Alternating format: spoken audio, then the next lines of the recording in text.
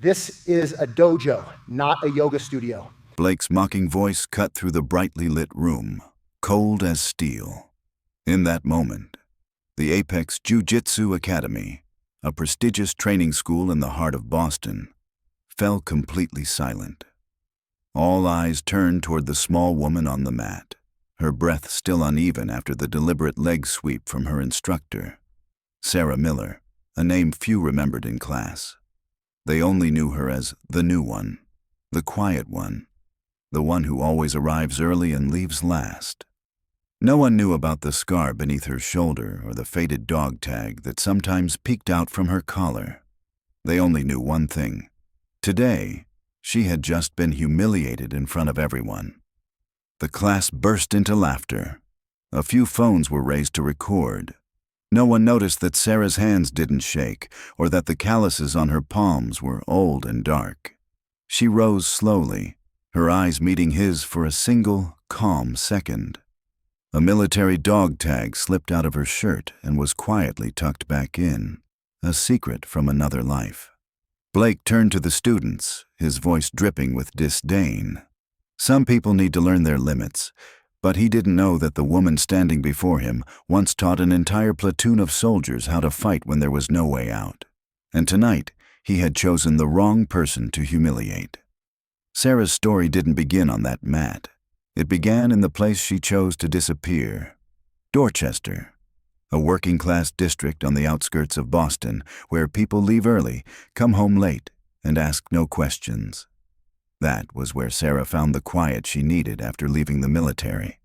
Her small third-floor apartment in a brick building on Savile Avenue held little of note. A second-hand sofa, a two-seat dining table, shelves of books on physical therapy and military history. Only two things truly belonged to her: a photograph of her father in his marine dress blues, and a glass box containing medals and the pair of dog tags she still wore. Sarah kept her soldier's habits, waking before dawn, brewing strong black coffee, sitting by the window as the city stirred awake.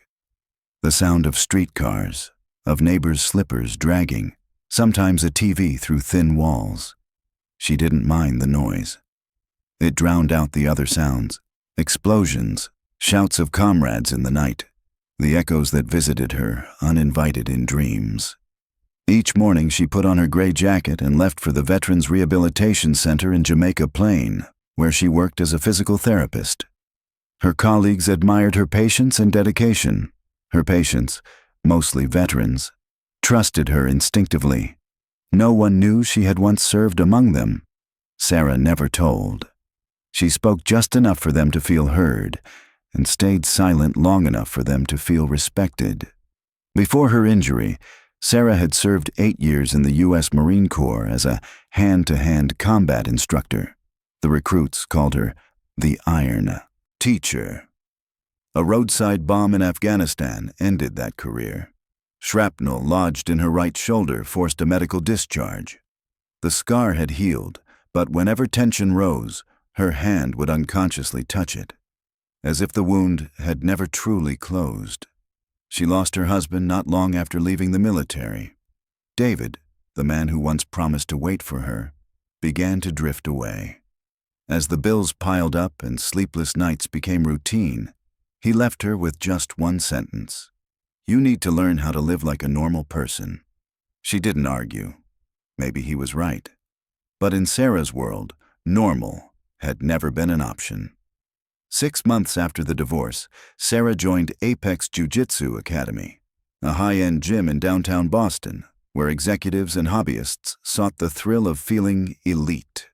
She didn't choose it for its glossy lights, but because her veteran patients had told her how martial arts helped them regain control of their bodies and their lives. Blake Thompson, the head instructor, was a former middleweight MMA fighter whose promising career had fizzled out. His ego, however, remained larger than any title he ever earned. At their first meeting, he looked her up and down and said, "We've got a few women here, but this isn't a cardio class, you understand?" Sarah simply nodded, paid her tuition, and signed the waiver, without another word. For the first 3 months, She came early, stayed late, and spoke little. She studied every move with the precision of someone trained in survival. Her body remembered what it once was, a weapon disciplined by instinct, balance, leverage, breath. Blake began to notice, not with admiration, but irritation. One evening, when Sarah gently corrected a partner's grip, he barked across the room, "If you think you're better than me, you can come up here and teach instead." Sarah apologized and stepped back. But from that moment, she became his target. And today's demonstration was just an excuse to teach her a lesson in knowing her place. His sweep had enough force to break the leg of someone untrained. The thud echoed sharply. Laughter followed. Sarah lay still for a few seconds, inhaled deeply, and rose to her feet.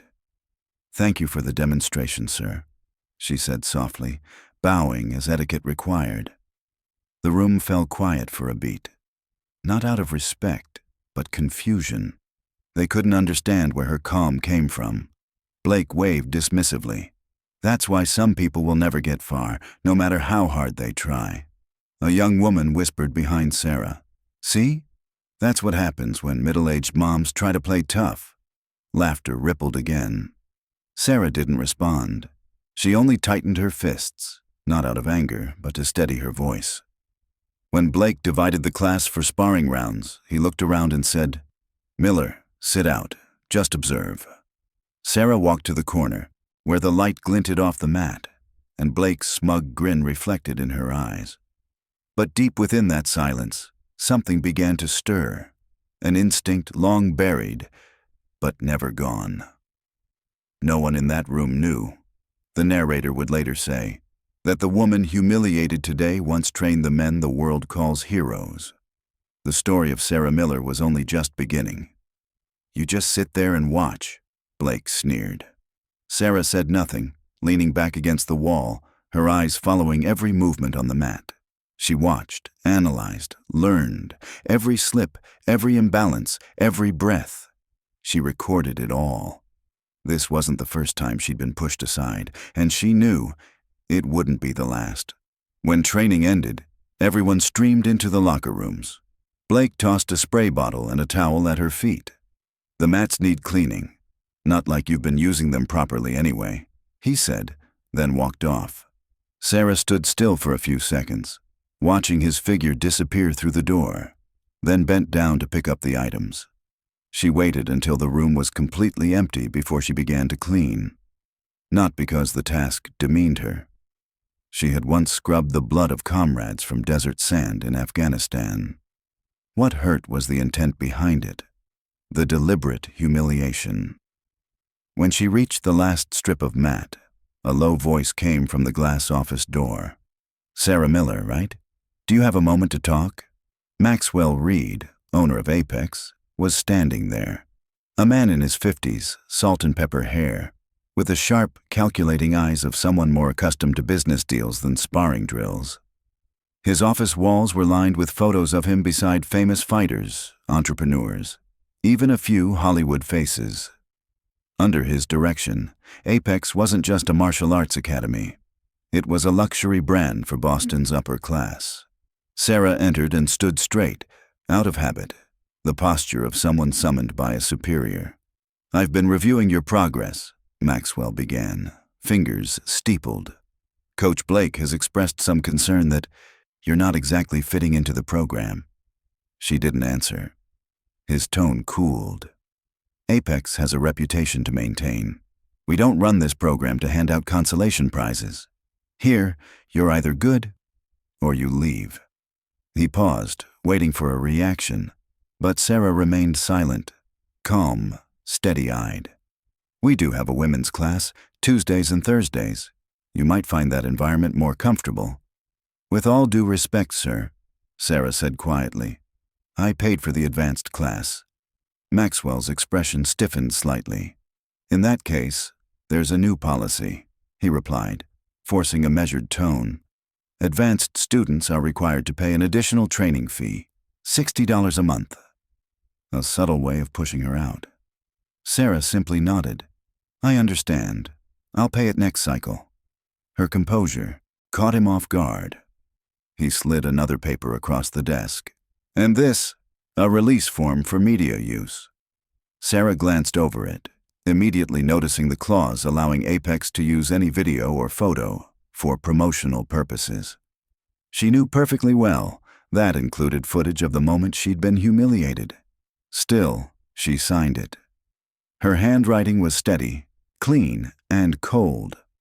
The following week, when she entered the academy, she realized the smear campaign had evolved. Printed stills from the training video, the instant she hit the mat, were plastered across the bulletin board with a caption, "Incorrect technique." Students who once trained alongside her now avoided eye contact, forming tight little groups of their own. One man said loudly as she approached, "We need people who actually contribute, not living lessons in failure." She walked past him in silence. The laughter that followed was sharper than the hum of the ceiling fan. In the locker room, her gym bag had been moved from its usual spot and placed next to the trash bin. A silent message. "You don't belong here." Blake seized every opportunity to belittle her. "Here, perfect example of beginner's mistake," he'd announced before the class, forcing her into a hold that burned the old wound in her shoulder. When visitors toured the academy, he would raise his voice. "Some people have been here for months and still can't grasp the basics, but we welcome all levels, even those who'll never improve." The class laughed. Sarah bowed slightly and continued training, her movements quiet, deliberate, precise, each one guided by an inner compass. Rumors spread beyond Apex. At a public sparring exchange between dojos in Cambridge, whispers followed her as she entered. "That's her, the woman who doesn't know her place." No one wanted to pair up with her. Some claimed they had to leave early. Others suddenly became busy. One morning at a cafe near the academy, she stood in line behind two male students. "Did you see that terrible armbar yesterday?" One snickered. "Blake says she's the perfect example of why women belong in yoga class." They turned, met her eyes, and fell silent, embarrassed, though neither apologized. The barista, a young woman, had seen the whole thing. When she handed Sarah her latte, she leaned forward and whispered, "Don't let those idiots get to you. You're stronger than they think." Just a small sentence. But in the storm of humiliation, it felt like an anchor in open sea. The humiliation didn't stop at the dojo door. One night, her phone lit up. A message from David, her ex-husband. "This is exactly why I left. You never know when to stop. Always have to prove something." Sarah stared at the words for a long time, then deleted them. Not angry, just empty. At the rehab center, a few colleagues started looking at her differently. A former patient asked to switch therapists without giving a reason. She overheard a whisper at the front desk. "He saw that video. Said he doesn't feel safe working with her." Even her landlord, once genial, frowned when he saw her drilling movements in the shared courtyard. "Don't bring that violent stuff out here. There are kids in this complex." Money tightened, training fees up, extra shifts piling on. She cut everything she could, except the one thing she wouldn't give up, her sessions at Apex. Every time she returned to the mat, she knew she'd be humiliated. And still she went. Not to prove anything to Blake, but to keep a promise to herself that she would not quit again, no matter how loudly the world told her to stop. At night, she cleared the small apartment, pushed the wooden table against the wall. On the floor, there was only her, and silence. Sarah began running through the basics, over and over, like a song only she could hear. She knew that every fall was one breath in, and every time she stood up, it was a vow that needed no words. People can take your honor, your voice, but no one can touch your discipline unless you let them. Sarah's story was far from over. What she did next would make the city of Boston see her differently. No one at Apex knew that. Twice a week, Sarah trained quietly at a Dorchester community center, once a Marine Corps training outpost. Her teacher was Gunnery Sergeant James Wilson, a former close-quarters combat instructor now in rehab at the VA hospital. Wilson recognized her the first time they passed in the hospital corridor. The straight posture, squared shoulders, the eyes that swept the room like they were measuring terrain. The unmistakable signs of a Marine. "You're being wasted here, Miller," he said bluntly, his voice rough from years of barking orders through smoke and dust. "You should be teaching, not just treating." Sarah told him about her love for Jiu-Jitsu and the humiliations at Apex. Wilson only gave a dry smile. "Good choice. I run a small group. No logos, no stage, just discipline and real respect. Come, you'll remember what that feels like." Under Wilson's guidance, Sarah advanced far beyond what she was forced to show at Apex. He understood why she was deliberately underplaying her level. "Sometimes your biggest advantage is letting people underestimate you," Wilson said, adjusting her stance mid-drill. "But remember, there comes a time you have to show them what's real.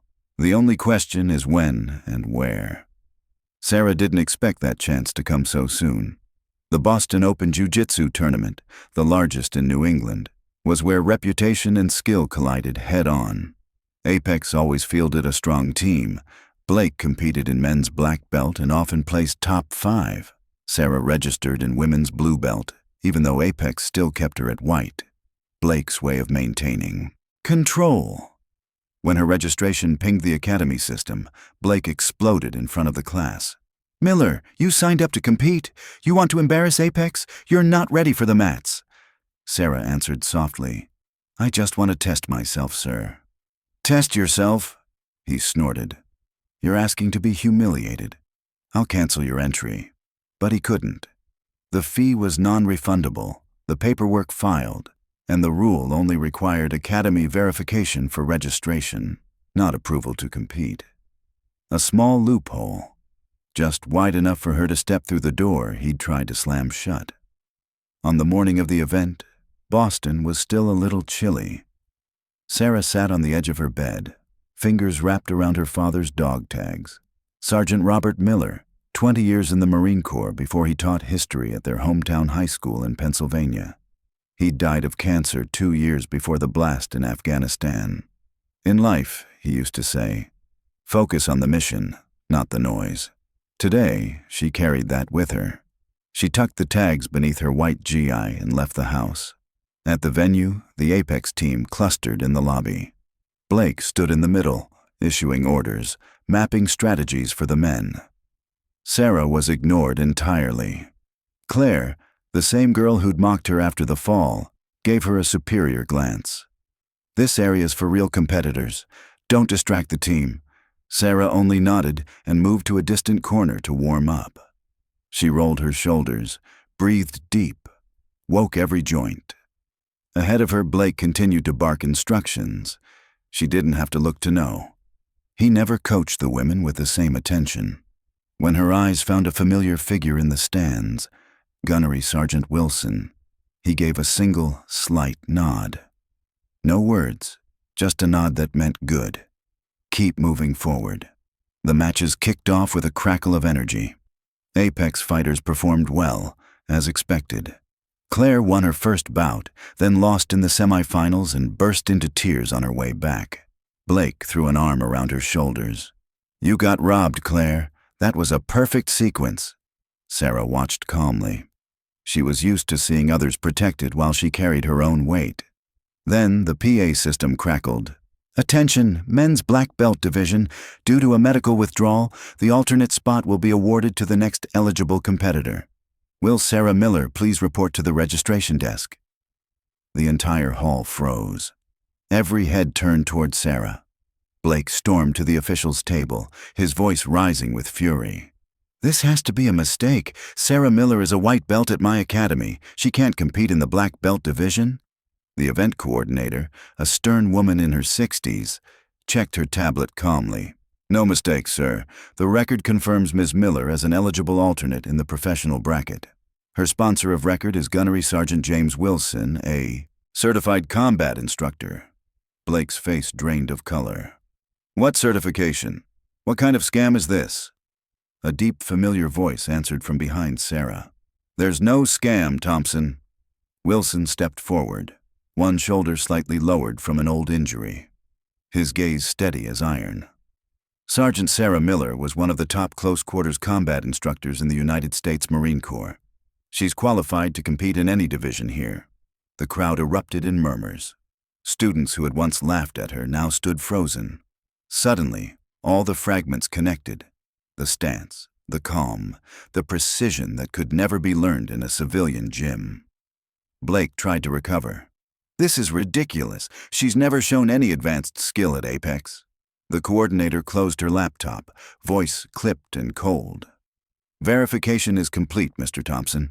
This tournament recognizes ability, not bias." Applause began to ripple around the arena, faint at first, then growing like a spreading wave. Sarah stepped onto the mat and bowed to the referee. Under the white lights, the dog tag beneath her GI brushed against her heart, its rhythm steady, like a soldier's cadence. Today, she wasn't fighting to be accepted. She was fighting so that no one else would have to endure what she had. Sometimes silence isn't weakness, it's strategy. And when the silent one finally stands, the whole room listens. "Either Ms. Miller fills the slot," the referee's voice rang clear, "or we move to the next alternate. Those are the only options."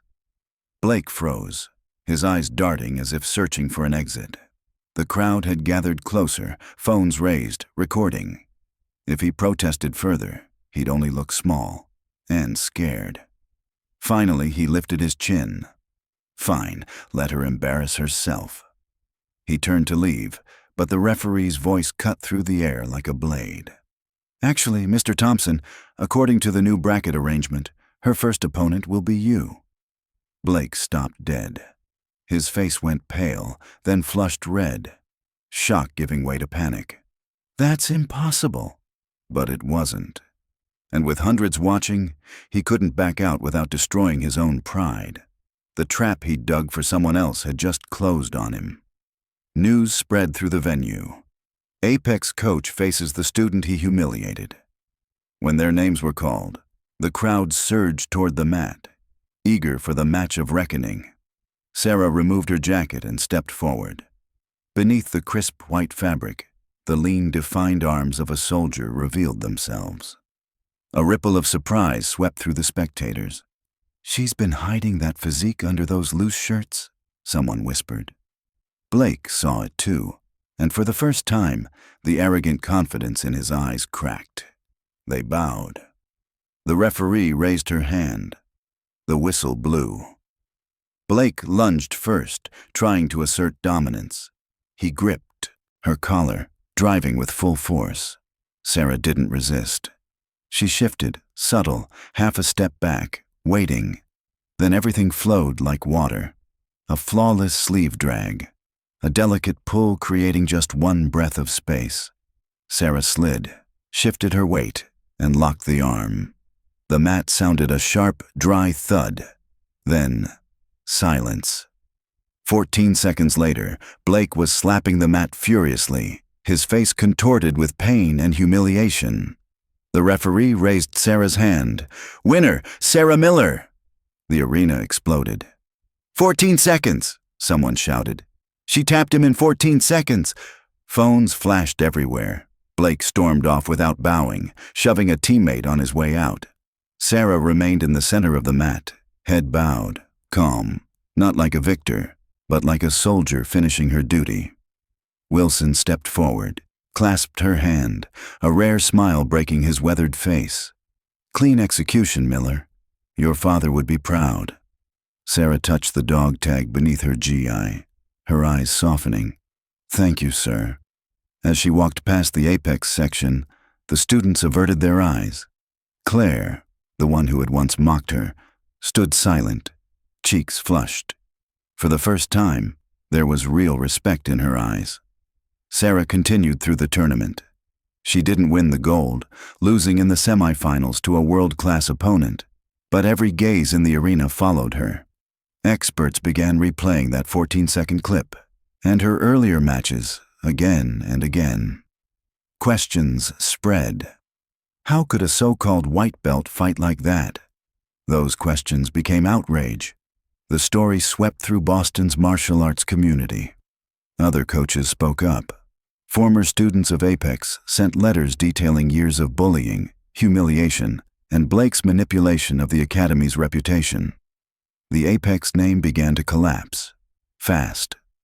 On Monday evening after the tournament, Maxwell Reed, the man who once turned a blind eye, called an emergency meeting.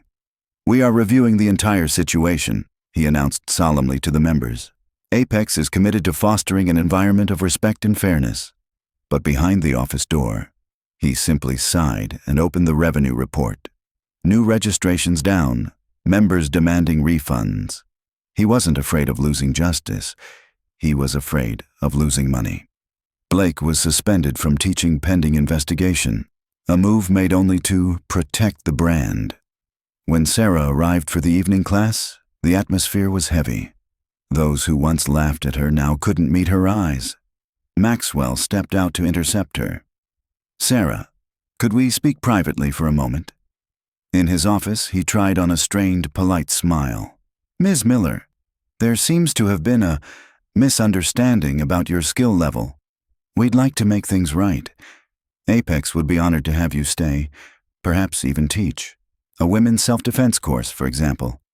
Your military background would make a wonderful media highlight." Sarah looked at him, calm as still water. "Thank you, but I've already accepted an offer elsewhere." That wasn't true yet, but it soon would be. The next day, she submitted her withdrawal form and requested a refund for her final month's tuition. Maxwell signed immediately, eager to bury the story. Weeks later, Sarah returned to her work at the Veterans Rehabilitation Center, but this time with a new mission. She launched a program combining physical therapy and rehabilitative martial arts for veterans struggling with PTSD, a place where falling wasn't failure, but therapy. After watching her tournament footage, the center's director granted her a dedicated evening studio. Word spread quickly. Within 2 weeks, every slot was full. The veterans came back, not to fight, but to reclaim ownership of their bodies. 2 female vets hugged her after an intense session. "You understand us better than anyone," one said through tears. "Here, we're not just learning technique. We're learning how to take back control of our lives." Sarah smiled, hiding the scar beneath her shoulder. "No one's truly weak," she said. "We just need a place to remember our strength." Blake, desperate to salvage his reputation, filed a complaint with the tournament committee accusing Sarah of misrepresenting her rank. But the world had already turned. A clip went viral, captioned by a viewer. 14 seconds, not to defeat someone, but to remind the world that dignity doesn't need permission to exist. Sometimes victory isn't in the medal. It's in the moment you stand back up when everyone thought you couldn't. Blake's smear attempt backfired. A broader investigation exposed a years-long pattern of abuse, especially toward female students he saw as threats to his authority. Former members spoke out, sharing stories of humiliation, exclusion, and intimidation. It was no longer a matter of isolated incidents. It was a system of deliberate cruelty. Blake was permanently stripped of his teaching privileges. His black belt was reviewed by the governing board. They didn't revoke it, but the public censure erased his standing completely. From renowned instructor to forgotten man. One morning, over a month after the tournament, Sarah was waiting for her coffee at her usual cafe when the door opened. Blake walked in. The room fell silent. He spotted her, approached, his face a mix of anger and wounded pride. "You made me a laughingstock," he said loudly enough for others to hear. "You deliberately hid who you were." Sarah met his gaze steadily, voice even. "I never lied. You just never asked." She paid for her coffee and walked past him, not looking back. It was the last time they ever spoke. The Boston martial arts community began to change the way it saw her. Progressive academies invited Sarah to teach, to share her perspective as both a warrior and a healer. The most surprising visitor was Claire, the student who once mocked her. "I came to apologize," Claire said, voice trembling. "The way I treated you, there's no excuse." Sarah gave a gentle smile. "We all judge others based on the information we have. What matters is whether we change once we know better." Claire volunteered to assist in Sarah's veterans program. Sarah agreed, on one condition, that Claire respect the boundaries of those carrying psychological scars. Over time, they developed a bond, mentor, student, friend. Eventually, Claire decided to study physical therapy herself. Even Maxwell Reed, the former Apex owner, tried to make peace. He called to offer Sarah a position as head of training at a new branch. Full creative control. Top salary. She declined, politely but firmly. Instead, she suggested he reform Apex's culture to ensure no one else would be treated as she had been. 6 months after the tournament, Sarah's rehabilitation program had expanded to 3 locations across Boston, supported by community health grants and the Department of Veterans Affairs. She kept her main job at the center but reduced her hours to teach evening classes. Beside her was Gunnery Sergeant Wilson, now her assistant instructor. Strict, terse, but deeply respectful of Sarah's teaching. Together, they built a holistic program of physical and emotional recovery, merging therapy with martial discipline. In every session, Sarah wore her father's dog tag outside her GI, a symbol of discipline, legacy, and service.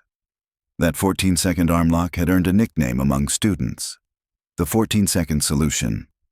Whenever someone mentioned it, she would just smile. "The technique isn't special," she'd say. "What matters is preparation, focus, and timing. Those things anyone can learn, if they're patient enough." On her father's Memorial Day, Sarah returned to Pennsylvania, carrying a photo of herself with her students, most of them recovering veterans. She placed the picture beneath the granite headstone, beside the small stone she laid there every year. "You were right, Dad," she whispered softly. "The mission matters, not the noise." As she turned to leave, she noticed an elderly man leaning on a cane nearby, his eyes warm. "You're Robert Miller's daughter, aren't you?" "Yes," Sarah replied, surprised. "I'm Richard Townsend. Your father saved my life in Lebanon. He never talked about it, just did the right thing and moved on to the next mission." He smiled, lines creasing deep into his weathered face. "You're just like him, that quiet strength. Not many people have it." Sarah bowed her head in gratitude. In that moment, she knew her journey had come full circle. She hadn't just carried on her father's legacy.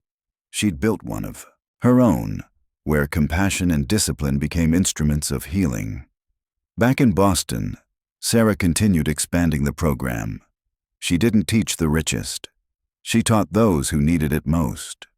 Word of her method spread across the country. Military organizations, hospitals, and therapy centers began reaching out, inviting her to consult on similar programs. The 14-second moment had become just a footnote in her long journey. When new students asked about that match, she would simply smile. What matters isn't the win. It's how you carry yourself when you're underestimated. Respect, discipline, perseverance. Those are the foundation. Technique is just the tool. The dog tag that once slipped from her collar under the harsh lights of the dojo now gleamed as a symbol, not only of her Marine father, but of Sarah Miller herself, the woman who rose in silence and redefined what strength could mean. Because sometimes, gentleness isn't weakness, and silence isn't surrender. Sarah had proven that true strength isn't about overpowering others. It's about knowing your own worth, even when the world doesn't see it yet. What challenge in your life requires the same quiet courage Sarah found? If her story inspired you, don't forget to like, subscribe, and share this video to spread the power of ordinary people with extraordinary resilience. Because sometimes, one moment of standing up is enough to change an entire life.